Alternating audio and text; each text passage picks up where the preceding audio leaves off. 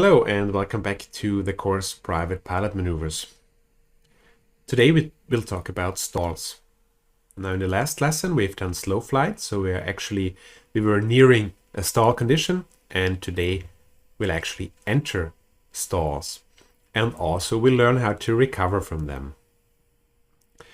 Stall recovery is really a very essential thing to know in your sleep actually. Unfortunately, in general aviation, still many accidents happen due to loss of control in flight, which is often caused by stalls and or spins that are, of course, especially dangerous close to the ground. So it's really important to know your stall recovery techniques. But what actually is a stall? Well, the stall happens when the critical angle of attack on the wing is exceeded.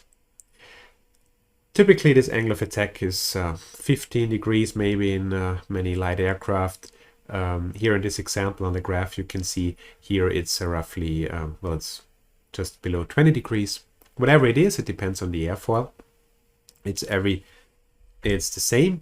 There is the critical angle of attack, and when you reach that, then you will have flow separation here. The airflow will not be able to follow the wing smoothly anymore. It will start to separate, and at the critical angle of attack, separation of the airflow happens, and then the airplane is stalled. And you can see it on the graph. You can see the CL max point on the red curve here, which denotes the coefficient of lift. And at the CL max point is the critical angle of attack. And you can see the coefficient of lift dropping sharply after that point. What's really important is that you can actually exceed that critical angle of attack at any airspeed. There's always talk about stall speeds. We're always talking about stall speeds, but in reality, what makes the wing stall is exceeding the critical angle of attack, and actually you can do that at any speed or altitude if you manage to exceed the critical angle of attack then. But of course, in most basic small airplanes, you don't have an angle of attack indicator, so there's no need to exactly tell what the angle of attack is. So we need to kind of translate this this angle of attack into an airspeed, so that we have our airspeed indicator markings. For example, the bottom of the white arc, which is VS0, stalling speed and landing configuration, and the bottom of the green arc, which is a bit faster, this is VS1, the stalling speed and clean configuration. But you have to keep in mind that this is only valid for very certain specific flight conditions. For example, all those speeds on the altimeter they're normally, depending on certification, but they're normally based on, well, in any case, they're based on wings level. So as soon as you as soon as you bank the wings, then this speed isn't correct anymore. It will have increased. They're based on wings level, normally maximum weight, maximum forward CG. So only in this condition, in these conditions, the airspeed indicator shown stall speeds will be correct. We have heard in the turning lesson that, for example, with 60 degrees of bank, you have a 40% higher stall speed, and you will not be able to see that on the airspeed indicator, of course. You really have to know that. Okay, just keep that in mind.